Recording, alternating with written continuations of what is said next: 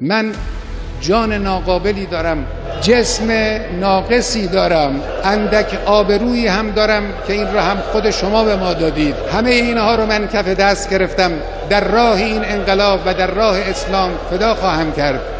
سید علی خامنائی نے جو کہا تھا وہ کر دکھایا، اپنی جان انقلاب کے لیے فدا کر دی. حضرت آیت اللہ العظمی سید علی حسینی خامنه‌ای شهد شهید گوارای شهادت را نوشیدند. اب وطن کی سربلندی کا علم ان کے بیٹے کے ہاتھ میں آیا ہے، مگر ایسے وقت میں کہ جب باطل سے جنگ چھڑی ہوئی ہے، والد شہید، والدہ شہید، بیوی اور بہن بھی شہید، 160 معصوم بچیوں سمیت 1,500 سے زیادہ ہم وطن بھی شہید، دل زخموں سے چور ہے مگر جذبے سے معمور ہے. ایک ایسے وقت میں جب اسرائیل اور امریکہ کے ایران پر حملے جاری تھے، ایران میں نئے رہبر اعلیٰ کا انتخاب ہوا. Iran naming its new supreme leader, Mujtaba Khamenei. He's the son of the late supreme leader Ayatollah Ali Khamenei.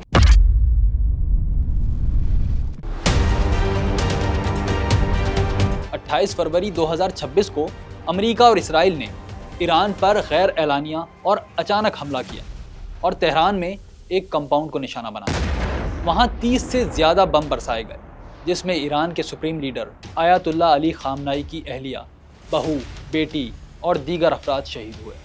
اسرائیل اور امریکہ نے ان کو کیسے ٹریک کیا یہ آپ ہماری پچھلی ویڈیو میں دیکھ سکتے ہیں. آج کی ڈاکومنٹری میں ہم بات کریں گے نئے سپریم لیڈر کی اور ان کے انتخاب کے بعد پیدا ہونے والی صورتحال کی. ہمارا چینل سبسکرائب کرنا مت بھولیے گا، ویڈیو کو لائک اور کامنٹ بھی ضرور کریں. تو چلیں ایران کی کچھ حوصلہ بڑھانے والی، کچھ انسنی اور کچھ اندر کی باتیں جانتے ہیں.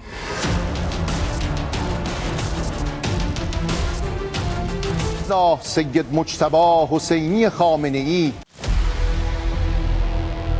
ایران کے سرکاری میڈیا پر جب مجتبی خامنائی کے سپریم لیڈر بننے کی خبر چلی تو یہ امریکہ کے صدر ڈونلڈ ٹرمپ کے منہ پر ایک تماچا تھا، کیونکہ ٹرمپ نے ایران کو دھمکی دی تھی کہ سید علی خامنائی کے جانشین کے طور پر ان کے بیٹے مجتبی خامنائی کا انتخاب ناقابل قبول ہوگا. اگر ان کو سپریم لیڈر بنایا گیا تو اس کا نتیجہ اچھا نہیں ہوگا. ٹرمپ نے یہ بھی ڈیمانڈ کی تھی کہ نئے سپریم لیڈر کو الیکٹ کرنے میں ان کو بھی شامل کیا جائے، جیسا کہ وینزویلا میں نئی لیڈرشپ کو الیکٹ کرنے میں ٹرمپ کی رائے لی گئی تھی. مگر ایران بھی ایران ہے، وہ ایران جو امریکہ اور اسرائیل کے میزائلوں کے سامنے اکیلا ڈٹا ہوا ہے. وہ ٹرمپ کی یہ ڈیمانڈ کیسے مان لیتا؟ ایران کی 88 ممبروں پر مشتمل مجلس خبرگان رہبری یا اسمبلی آف ایکسپرٹس نے امریکی دباؤ اور دھمکی کو ذرہ برابر بھی اہمیت نہ دی اور مجتبی خامنائی کو ہی اپنا لیڈر بنانے کا اعلان کر دیا. ہو سکتا ہے کہ مجتبی خامنائی کو شاید سپریم لیڈر نہ بنایا جاتا، مگر امریکہ کے اعتراض کے بعد یہ ایران کے لیے اپنی پریسٹیج کا سوال ہو گیا، کیونکہ اب اگر کسی اور کو مقرر کیا جاتا تو یہ بھی سمجھا جا سکتا تھا کہ ایران امریکہ کے دباؤ میں آ گیا. امریکہ اور اسرائیل کو مجتبی خامنائی سے کتنی چڑ ہے اس کا اندازہ اس بات سے بھی لگایا جا سکتا ہے کہ اسرائیل کی فورن منسٹری نے ایکس پر ایک تصویر لگائی. اس تصویر میں سید علی خامنائی اور مجتبی خامنائی دونوں کلاشن کوف تھامے نظر آ رہے ہیں.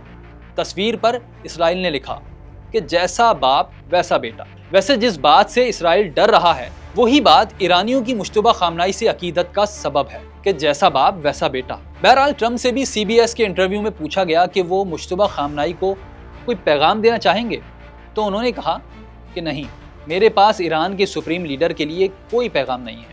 مگر اب سوال یہ ہے کہ 57 سال کے مجتبی خامنائی کے سامنے کون کون سے بڑے چیلنجز ہیں؟ امریکہ اب کیا کر سکتا ہے؟ کیا ان کو بھی علی خامنائی کی طرح نشانہ بنایا جا سکتا ہے یا مذاکرات کی کوئی امید ہے؟ کیا مجتبی خامنائی بھی اپنے والد کی طرح ہارڈ لائنر ہوں گے یا مغرب کے سامنے جھکنے پر تیار ہوں گے؟ ان سوالوں پر بات کرنے سے پہلے ہم جانتے ہیں کہ ایرانی نظام میں رہبر معظم یا سپریم لیڈر کی اتنی اہمیت کیوں ہے.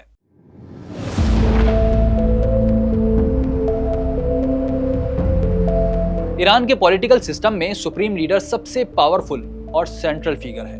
1979 کے اسلامی انقلاب کے بعد بنائے گئے کانسٹیٹیوشن کے مطابق سپریم لیڈر ملک کا سب سے بڑا لیڈر ہوتا ہے جو اسٹیٹ کی پالیسیوں کی ڈائریکشن سیٹ کرتا ہے. اس کے پاس آرمڈ فورسز کی کمان، چیف جسٹس کی اپائنٹمنٹ، گورنمنٹ کے براڈ کاسٹنگ ڈپارٹمنٹ کی نگرانی، اہم ڈیزگنیشنز پر اپائنٹمنٹ کی منظوری اور نیشنل سیکیورٹی سے متعلق بڑے فیصلوں کی فائنل اتھارٹی ہوتی ہے. اگرچہ ایران میں प्रेसिडेंट और पार्लियामेंट भी हैं, मगर स्टेट के सिस्टम की असल चाबी सुप्रीम लीडर के पास होती है। ईरान के पहले supreme leader Ayatollah Ruhullah Khomeini थे, जिन्होंने 1979 के इस्लामिक रेवोल्यूशन को लीड किया था और ईरान में बादशाहत खत्म करके ये मनसब संभाला था। 1989 में खुमैनी के इंतकाल के बाद अली खामनाई को सुप्रीम लीडर बनाया गया था। उनके इलेक्ट होने की कहानी भी बड़ी ट्विस्ट से भरपूर है। असल में ईरान में उलमाए दीन के कई दर्जात हैं, जिनमें हुज्जतुल इस्लाम, आयतुल्लाह और आयतुल्लाह उल उज़्मा शामिल है। आयतुल्लाह उल उज़्मा मरजाए तकलीद होता है, यानी दीनी मसाइल में इसकी बात मानी जाती है, इसका फतवा चलता है। तो 1989 में ईरान की पॉलिटिक्स में एक निहायत अहम और एक्स्ट्रा ऑर्डिनरी मोड़ आया। ईरान के पहले सुप्रीम लीडर रूहुल्लाह खुमैनी के इंतकाल के बाद सबसे बड़ा सवाल ये उठा कि अब ईरान का नया सुप्रीम लीडर कौन होगा। ईरानी आइन के मुताबिक इस पोस्ट के लिए एक ऐसा आलिम होना लाजमी था जो आला दर्जे का मुज्तहिद और मरजाए तकलीद का मुकाम रखता हो, यानी रिलीजियस मैटर में हाईएस्ट अथॉरिटी हो। इस वक्त ईरान के सदर अली खामनाई थे, जो 1981 से इस पोस्ट पर थे। वो खुमैनी के करीबी साथी और इनकलाब के एक बड़े लीडर जरूर थे, मगर उल्मा की कैटेगरी में उन्हें उस वक्त हुज्जतुल इस्लाम समझा जाता था, यानी वो अभी आयतुल्लाह के दर्जे तक नहीं पहुंचे थे और ना ही मरजाए तकलीद थे। इस वजह से शुरू में उनके सुप्रीम लीडर बनने पर कुछ सवालात भी उठे। खुमैनी के इंतकाल के फौरन बाद ईरान की बाख्तियार मजलिस खबरगाने रहबरी यानी असेंबली ऑफ एक्सपर्ट्स का इजलास बुलाया गया, जिसका काम ही सुप्रीम लीडर का इंतखाब करना है। इस इजलास में मुख्तलिफ नाम ज़ेरे गौर आए। एक तजवीज़ ये भी थी एक शख्स के बजाय क़यादत की लीडरशिप कौंसिल बनाई जाए, मगर फिर सबका इत्तेफाक हो गया कि एक ही सुप्रीम लीडर होना चाहिए। इस सेशन में बहस के बाद अली खामनाई को आर्जी तौर पर सुप्रीम लीडर मुंतखब कर लिया गया। इस फैसले के पस मंज़र में एक अहम बात यह भी बताई जाती है, उस वक्त के ताकतवर लीडर और पार्लियामेंट के स्पीकर अली अकबर हाशमी रफसंजानी ने मजलिस खबरगान को बताया कि खुमैनी ने अपनी ज़िंदगी में खामनाई को लीडरशिप के लिए मौजू करार दिया था। उनके इस बयान ने सेशन के माहौल को खासा मुतासिर किया। इलेक्ट होने के बाद सैयद अली खामनाई ने एक शानदार तकरीर की थी कि با رهبری جناب آقای خامنه‌ای موافق هستند قیام بفرمایید. بشمارید. رأی آوردن یه مقداری هم بیشتر از 2/3. بسیار خوب.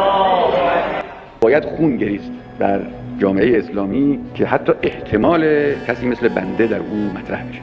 उसके बाद ईरानी कॉन्स्टिट्यूशन में अमेंडमेंट की गई। पहले आइन में शर्त थी कि सुप्रीम लीडर एक आला दर्जे का मरजाए तकलीद हो या फाइनल अथॉरिटी हो। अमेंडमेंट के जरिए ये शर्त नरम कर दी गई और ये लिख दिया गया कि सुप्रीम लीडर एक फ़क़ी और दीनी आलिम होना चाहिए, लाजमी नहीं कि वो मरजाए तकलीद ही हो। इस तरमीम के बाद अली खामनाई परमानेंट सुप्रीम लीडर बन गए थे। बाद में उन्हें आयतुल्लाह का लक़ब भी दे दिया गया ताकि उनकी मजहबी हैसियत इस मनसब के शायान शान समझी जाए। खामनाई के बेटे मुश्तबा खामनाई भी हुज्जतुल इस्लाम कहलाते थे, मगर कुछ अरसे से उन्हें आयतुल्लाह भी कहा जाने लगा था। मुश्तबा खामनाई को सुप्रीम लीडर बनाने की बात सैयद अली खामनाई की ज़िंदगी में भी की गई थी। अली खामनाई ने उस वक्त क्या कहा था, इस पर हम आगे चलकर बात करेंगे। फिलहाल ज़रा मुश्तबा खामनाई की निजी ज़िंदगी और तालीम का हाल जानते हैं।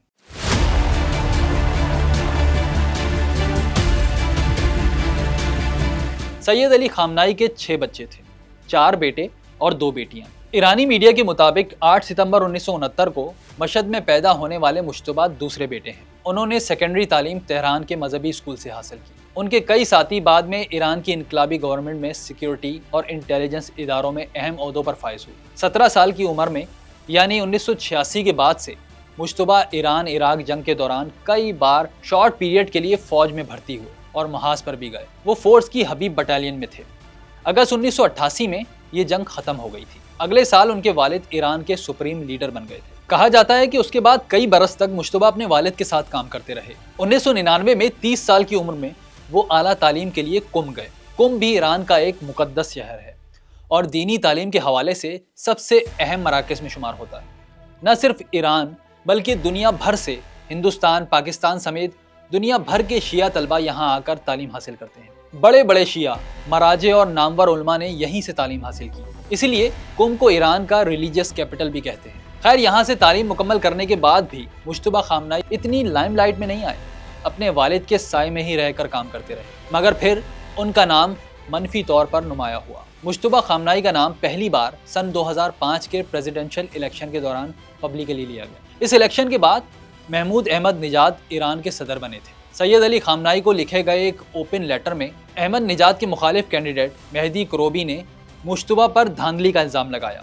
انہوں نے کہا کہ مشتبہ نے پاسداران انقلاب اور بسیج ملیشیا کے ذریعے ووٹنگ میں انٹرفیئر کیا اور انہوں نے احمدی نژاد کی جیت میں بھی مدد کی، مذہبی گروپوں میں پیسے بھی ڈسٹریبیوٹ کیے۔ 4 سال بعد پھر الیکشن ہوئے اور احمدی نژاد دوبارہ صدر بنے۔ اس وقت بھی مشتبہ پر یہی الزام لگا اور بڑے پیمانے پر پروٹیسٹ شروع ہوا، جسے گرین موومنٹ کہا جاتا ہے۔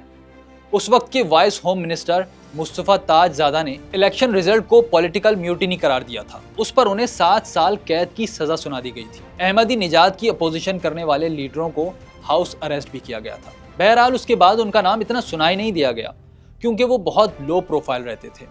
وہ کہیں عوامی لیکچرز، جمعے کے خطبے یا پولیٹیکل اسپیچ نہیں کرتے تھے، یہاں تک کہ بہت سے ایرانیوں نے ان کی آواز تک نہیں سنی تھی، نہ ہی انہیں چہرے سے جانتے تھے۔ 2 سال پہلے جب مشتبہ خامنائی کو سید علی خامنائی کا جانشین بنانے کی باتیں کی گئیں، تب سید علی خامنائی نے اس خیال کو رد کر دیا تھا۔ ان کا موقف تھا کہ اس طرح تو وہی روایتی بادشاہی طرز کا سسٹم شروع ہو جائے گا جس میں باپ کے بعد بیٹا حکمران بن جاتا ہے۔ اسلامی انقلاب نے تو اس روایت کو ختم کیا تھا، تو ابھی اسلامی انقلاب کے پاسدار خود اس روایت پر کیسے عمل کر سکتے تھے؟ سید علی خامنائی کی شہادت کے بعد ایران کے مذہبی سسٹم کو خطرہ لاحق ہو گیا تھا اور کسی ایسے شخص کو سپریم لیڈر بنایا جانا لازمی تھا جس پر سب کا اتفاق ہو۔ اور جیسا کہ میں نے کہا تھا کہ اگر امریکہ اور اسرائیل مشتبہ خامنائی پر اعتراض نہ کرتے تو ہو سکتا ہے کہ کسی اور نام پر بھی اتفاق کیا جاتا، مگر یہ بھی حقیقت ہے کہ پچھلے کئی برسوں سے مشتبہ خامنائی کے تعلقات پاسداران انقلاب فورس سے خاصے گہرے ہو چکے تھے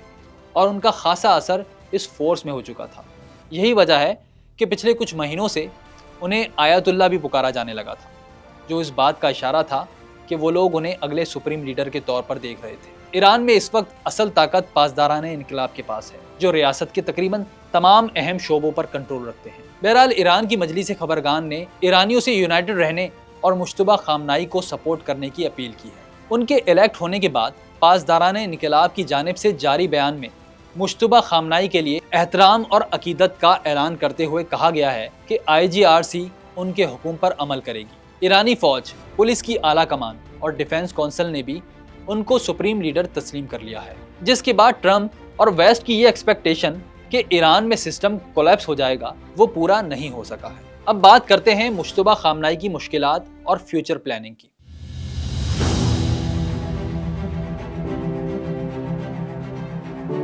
ایران کے نئے سپریم لیڈر کو بے شمار چیلنجز کا سامنا ہے، جن میں سب سے واضح ان کی اپنی سیکیورٹی کا مسئلہ ہے۔ ان کی زندگی کو بہت خطرات ہیں۔ امریکہ اور اسرائیل نے کھلے عام کہا ہے کہ وہ مشتبہ خامنائی کو نشانہ بنائیں گے۔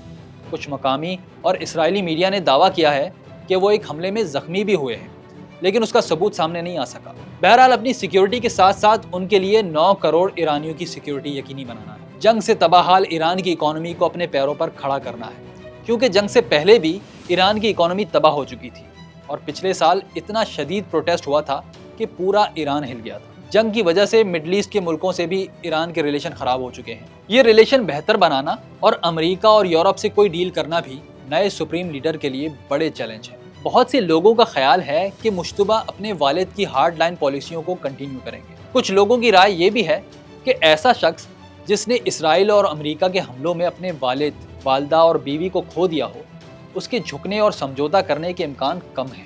آپ کا ایران کے نئے سپریم لیڈر مشتبہ خامنائی کے بارے میں کیا خیال ہے؟ اور کیا آپ سمجھتے ہیں کہ وہ ایران کو مشکلات سے نکال پائیں گے؟